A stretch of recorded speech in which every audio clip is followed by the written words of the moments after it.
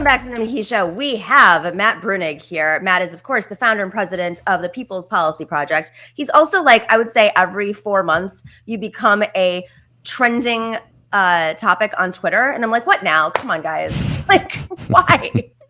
So how are you feeling right now? Let's just do a temperature check. This is my new thing. Okay. State of the world, how are you feeling? Well, I've been following the Build Back Better bill. That's what I've been doing for the past 6 months. And, that's obviously taken a turn for the worse in a lot of ways. So, relative to where we were a few months ago, I guess I'm feeling pretty bad. We're going to get into this, to what you wrote about. You have an article out that says universal benefits make sense, means testing doesn't. I can't believe we're still having this conversation. That was in Jacobin. But, before we even get into the crux of it all, what parts of the Build Back Better bill were you surprised didn't make it in or weakened? I mean, I think we all expected there was going to be a lot of compromise, but what was some of the most alarming compromise? So the child tax credit, initially they were always going to kind of do this gimmick where it was only going to be on the books for a few years. But initially the proposal was to have it on the books for 5 or 6 years. And that would give it a lot of time to become somewhat permanent, perhaps, at least in the minds of Americans. It might make it a little bit harder to take it away. Now they've only got a 1-year extension. And it's really hard to imagine how it's going to be extended beyond that 1 year, if it even gets passed at this point. We don't know that. So they cut that way back. Paid leave, originally the paid leave proposal that Biden had put out, it was going to be a Social Security program. So just like old age pension or disability benefits, you pay in and, you apply for benefits. The Social Security Administration sends you a check. They changed it all up to make it primarily an employer-sponsored paid leave insurance program, very much like our healthcare system. Yep. And the federal government's just going to give money to employers so that they can buy private paid leave insurance. That's like the primary mechanism that you're going to get paid leave under the bill. Wait, just a follow-up to that. Is this a new form of insurance? Does that exist already? Are they creating an entire industry out of this? It exists. It's very, very small. Okay. So that's probably why, you're not aware of it. But a few employers, especially if they're big, they might be able to kind of set up a contract with mostly life insurers, weirdly, that run these things, and pay a certain amount per employee each month, and in exchange, if one of them needs leave, the employer will cover it. So similar to other kinds of insurance. But it's a very, very, very small industry. Now, it turns out that one of the big players in the industry is actually located in Congressman Richard Neal's district, and he is the kind of key player on the Ways and Means Committee. And so there seems to have been maybe a little lobbying there to kind of get it switched around to be more of a private paid leave insurance system than a public insurance system. In terms of the Biden administration, there's this reporting and sort of this energy, and even in my own personal experiences, off the record with people in offices or the actual leaders when I challenge them, there's this illusion, at least, that there has been friction between the administration and even maybe Senator Schumer and leadership with some of the people on these committees, Representative Neal. Is that true, or is that just sort of a front? Do you get a sense? I don't know. I'm not at that level of the discourse, I guess, or I don't have an insight into that. So whatever you read in Politico or Axia, that's what I have available too. So I walked up to Senator Schumer. I was at an event, and I was I started to charm him. I was like, I was your intern when I was 16, and he's like, oh, because he loves his interns, not in that way, but he loves as far as I know, at least, not me. And so, he was really hooked. And then I was like, why aren't you doing anything about it? And he immediately was like, well, listen, I'm putting all the pressure on. We're doing it internally. I'm very frustrated with Joe Manchin and cinema. And then he really, because I'm just exasperated. I'm like, prove it. Show me. Don't see it. Well, and the thing is that, on the one hand, Manchin and Sinema can come in and kind of say, look, we want the whole thing scaled back. But then they're making these design decisions within the scaled back package that don't really make sense, like the one I was talking about. There's no reason why. They cut the paid leave from 12 weeks to 4 weeks. Okay, I get it. If you're having to bring the cost of the bill down, that makes some sense. But what sense does it make to bring in the private life insurers to run the program? That's going to make it more costly than the alternative, So it's stuff like that where there's really no defense for it, or even potential defense for it, in which you can kind of blame Manchin or Sinema. They're not calling for that kind of stuff. What is the most expensive part of the bill as of right now? Well, it depends on how you group things. Usually people will group the pre-K and the child care together, and they'll say that's the most expensive part of the bill. Of course, they are two separate programs as they're designed. So if you cut them up, then the SALT deduction, at least the one that passed the House, would be more expensive than either of those two, but is less expensive than those two combined. Okay, we're getting to your article, I promise. But just for folks, because you hear this jargon, thrown around a lot, and can you explain what SALT is? Like, why is this so? Why has it become such a controversial issue, especially in states like New York, where you have a lot of rural versus or suburban versus city voters? Sure, yeah. So it's the state and local tax deduction. What it allows you to do is you can add up your property taxes and your state income tax. Theoretically, you could also add up your state sales tax, but I don't think anyone really does that. And you can reduce your income for federal income tax purposes by that amount, and therefore you save money because you don't have to pay as much taxes because your income shows up as less for federal purposes. And the problem with it is that in reality, unless you have a pretty high income, you're never going to claim the deduction because you're going to claim the standard deduction, and so it only really helps people who have income above a certain level, and it really helps people who have really high incomes because they pay much higher state and local tax, and because their marginal tax rate is higher because they're higher up in the income tax bracket, and so the higher up you are, the more value that the deduction brings you on a dollar for dollar basis. So, and what has happened is a lot of the blue, it really showers a lot of money on affluent districts in blue states because those states will have higher taxes, and they also structure their taxes to be more income tax heavy and to a lesser extent property tax heavy. Whereas if you go into a state like Texas, for example, they have no state income tax. They do have a lot of rich people in Texas, especially around oil, but they have no state income tax, so you kind of don't even get to claim it that much in those states.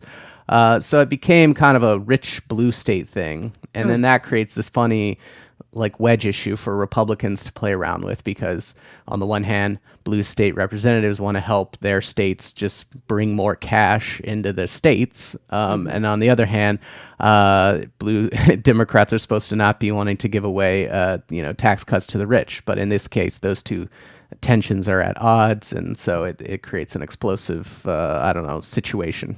Yeah, I'm really shocked by how much it's become a wedge issue in New York State's perfect example, because you do have representatives like Tom Suozzi, who's now running for governor, who's made it his big issue because he represents parts of Long Island that are mainly Long Island that are wealthier and are very concerned with and a little bit more conservative. There's some Trumpian waves in there. How much of this is is it a real issue or is it an aspirational issue? Meaning people who think that this is going to affect them because they think they're higher earners or want to be, versus the reality of how many people this hits? It's a very small percentage of people. Really the benefits are concentrated in the top 5% of tax filers. So most people, it doesn't matter unless you start reasoning the way I think some of these representatives do, in which you say, well, it matters to me because if the people in my district have more money, the rich people in my district have more money, then that could eventually benefit me. Maybe they'll spend more and employ me, and That I'm always gonna, works. I'm a home contractor, and for sure, they want nicer kitchens and nicer bathrooms, and I'll be able to go and lay the tile for them. I think that's where some of the representatives end up going with it, but it seems a little bit far fetched.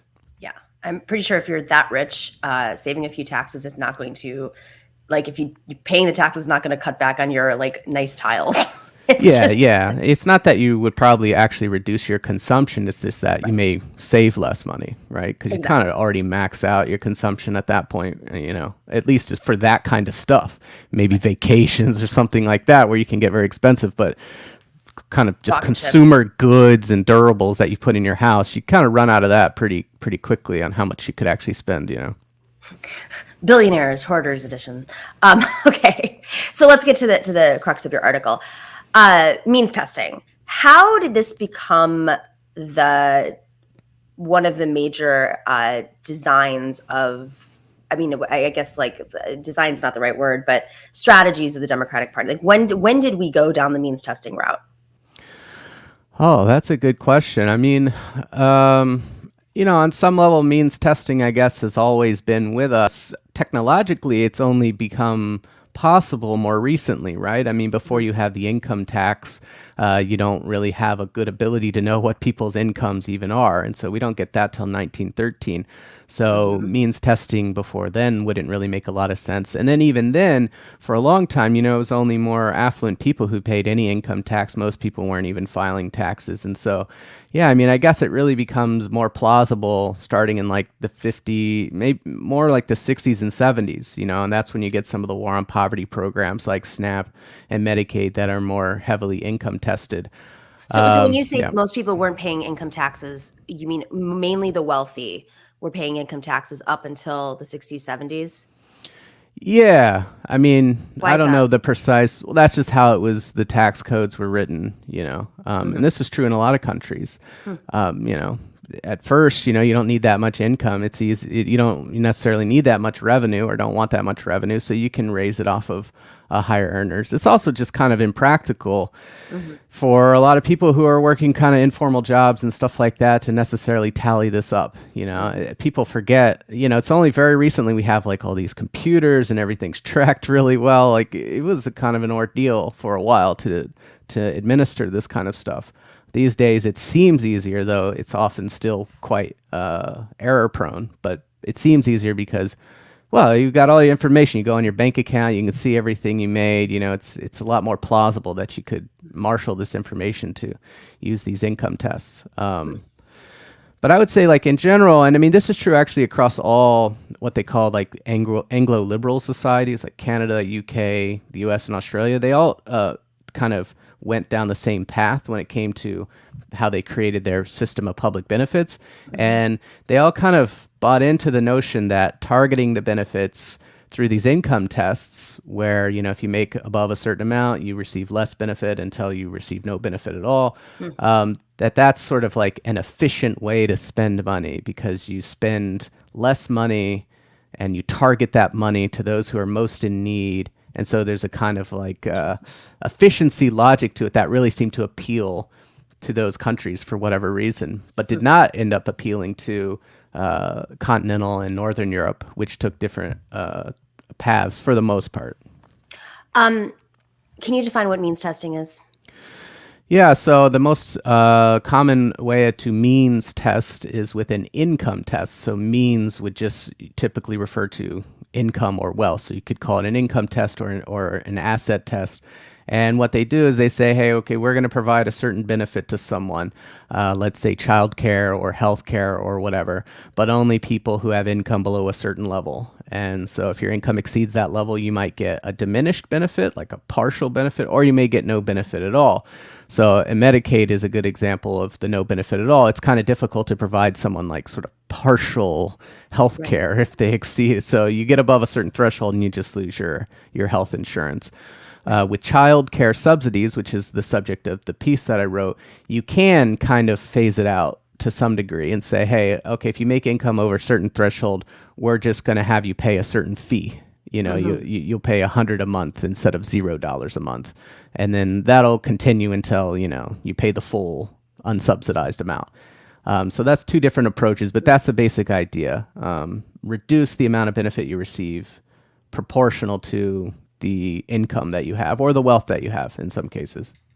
So the argument you're making is that this does not work, especially in moments like this, and part of, just for folks who aren't aware that this program, child poverty is way higher than I think most people are aware of in this country. I think I just read something in New York. 1 out of, I want to say 6 children in New York are unhoused in the city. I believe it was 6. I want to fact check that. But I mean, you're saying that universal benefits in this piece are a much better path than means testing. I think this makes sense to a lot of folks, but please lay out your argument to us. Yeah, I mean, so people, we have this argument over and over and over again, and, people talk about how it's simpler, which it is. People talk about how it's good politics, which it is. What I wanted to do in the piece was to point out that we don't need to, it's not just the case that on the one hand, you have the kind of moderates who are saying, hey, this is an efficient way to save money and target it. And on the other hand, you're like, yeah, but this is simple and it's better politics. It's actually from a purely distributive perspective, from a pure, does this make sense as a good way to save money?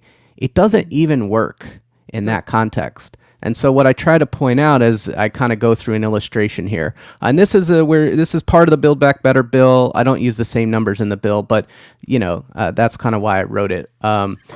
David, Is there any way to zoom in a little bit so we can see it a little closer?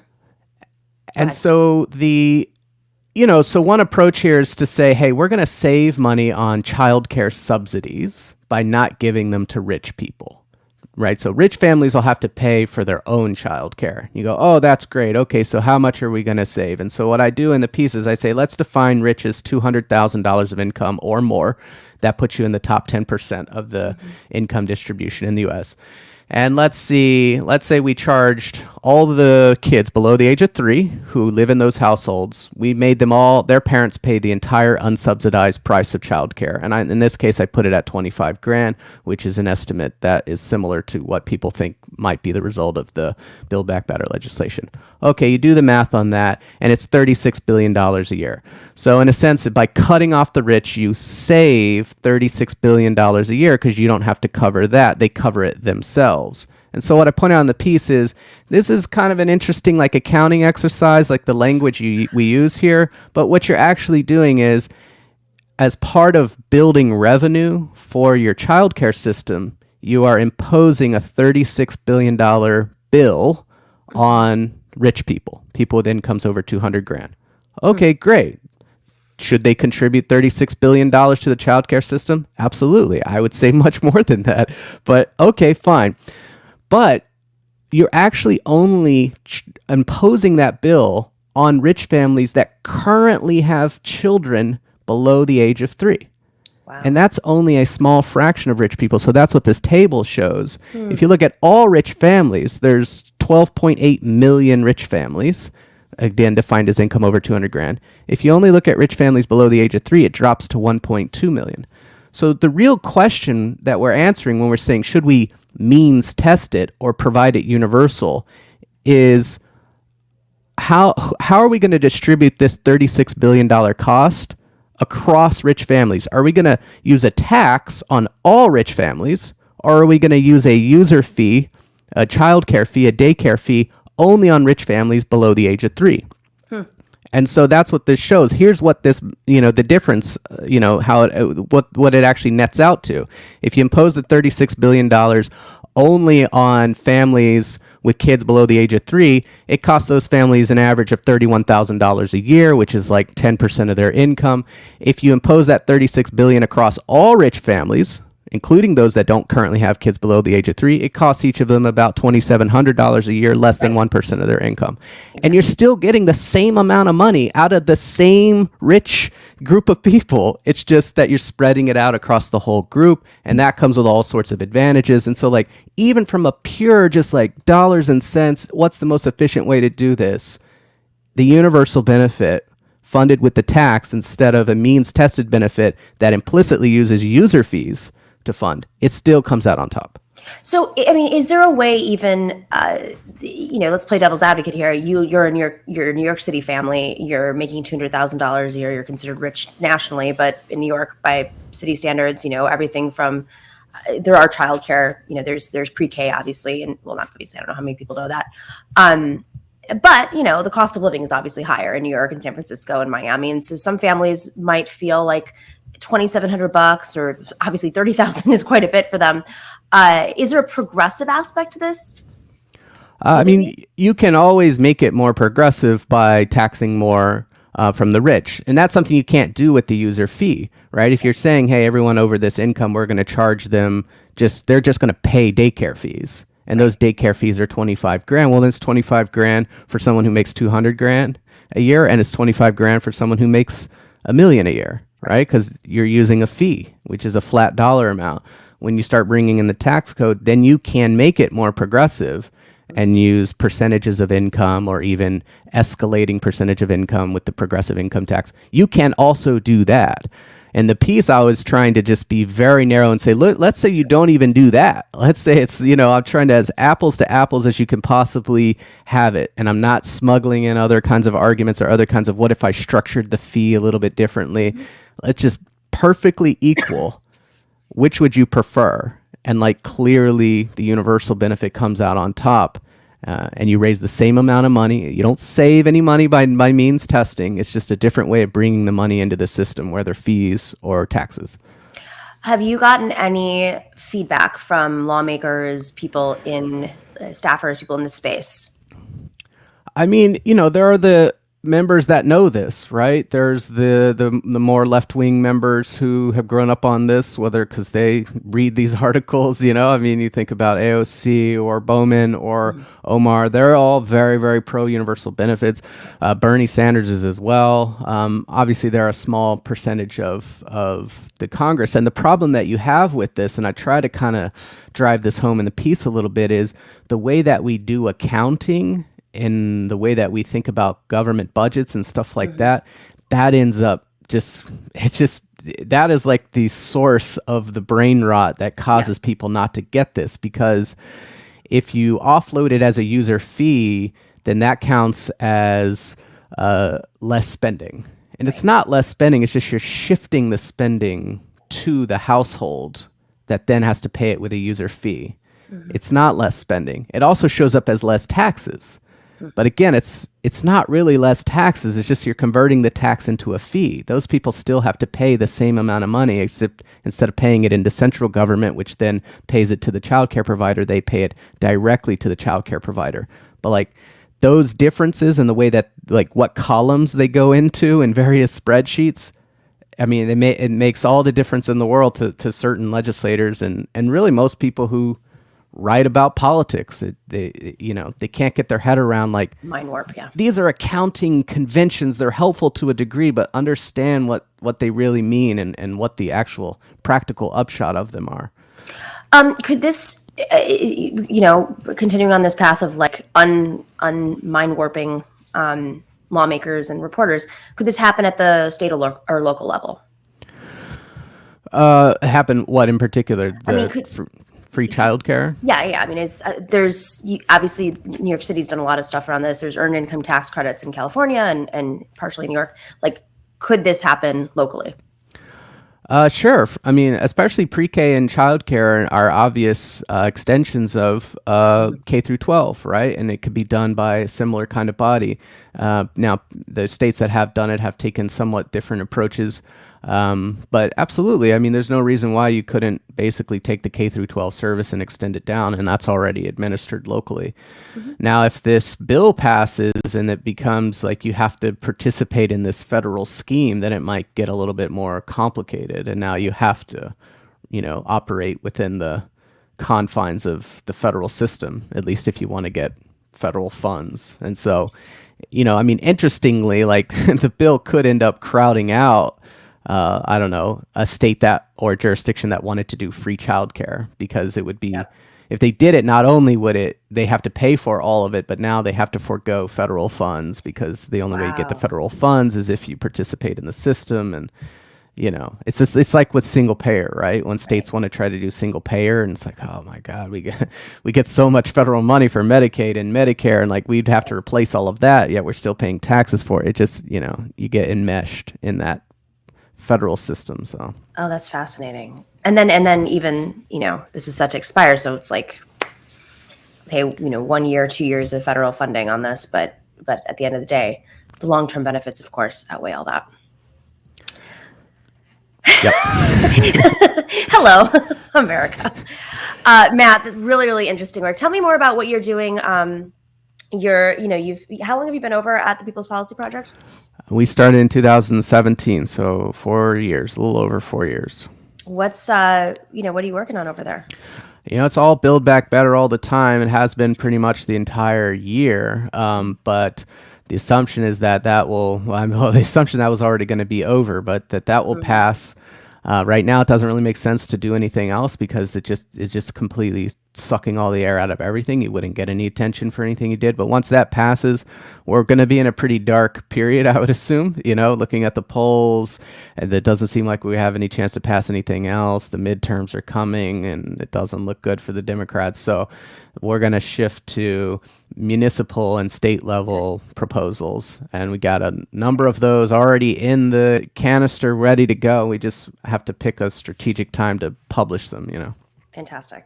Matt Bruenig, always pleasure. Come back soon. Thanks for breaking down really complicated things for most Americans to understand, like accounting practices, and including reporters, by the way. So really appreciate it. All right, thanks for having me. All right, take care.